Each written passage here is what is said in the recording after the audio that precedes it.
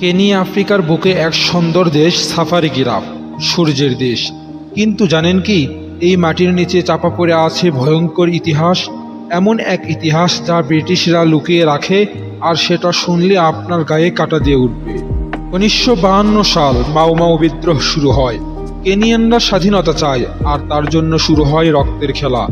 ব্রিটিশরা 1 লাখের বেশি কেনিয়ানদের ধরে নিয়ে যায় গোপন বন্দিশালায়।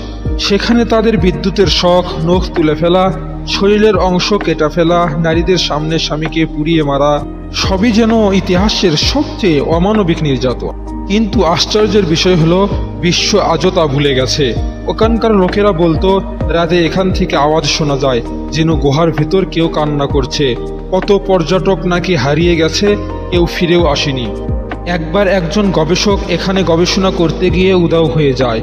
তার তাঁবু পাওয়া যায়, কিন্তু সে যেন পৃথিবী থেকে মুছে গেছে। এখনও কেনিয়ার গ্রামে চলে গোপন জাদুটনা। সে এসে তাদের শরীরে ঢুকে যায়। এক ছেলেকে এমন ভর করেছিল, সে তার মা বাবাকে কেটে টুকরো করে, তারপর নিজে আগুনে ঝাঁপ দেয়। পুলিশ বলে সে পাগল ছিল, কিন্তু স্থানীয়রা জানে সে আত্মার দাস হয়ে গেছিল।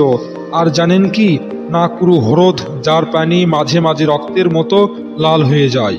বিজ্ঞান বলে এটা নাকি শৈবালের কারণে, কিন্তু স্থানীয়রা বলে এগুলো সব আত্মার রক্ত, যাদের উৎসর্গ করা হয়েছিল অন্ধকারের দেবতাকে। এক পুরোহিত তো বলেছিল, যদি তুমি ওই হ্রদের পানি স্পর্শ করো, তাহলে 7 দিনের মধ্যে মৃত্যু আসবে। বিশ্বাস করবেন না, এমন 5 জন পর্যটক ছিল যারা স্পর্শ করেছিল, কিন্তু তারা 7 দিনের মধ্যে দুর্ঘটনায় মারা যায়। কেনিয়া রোদেলা এক দেশ, কিন্তু তার ছায়া এখনো ভয়ঙ্কর। রক্ত, আত্মা আর অভিশাপ মিশে আছে তার মাটিতে। আপনি যখন ভাববেন আমি এই পৃথিবীর সবই জানি, তখন মনে রাখবেন আফ্রিকার এই মাটির নিচে এখনো জেগে আছে অজানা আতঙ্ক। আপনি কি সাহস করবেন সেই ইতিহাসের মুখোমুখি হতে?